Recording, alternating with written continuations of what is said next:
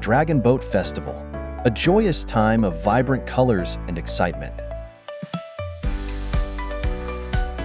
On this day, to keep any bad luck at bay, families will hang branches of fragrant mugwort from their front door.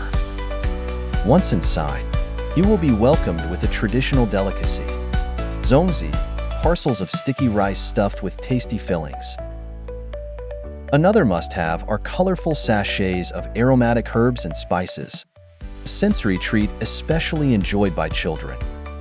But the main attraction is dragon boat racing, in which teams cut through the waves in brightly colored boats. Dragon Boat Festival, a feast of fascination and fun.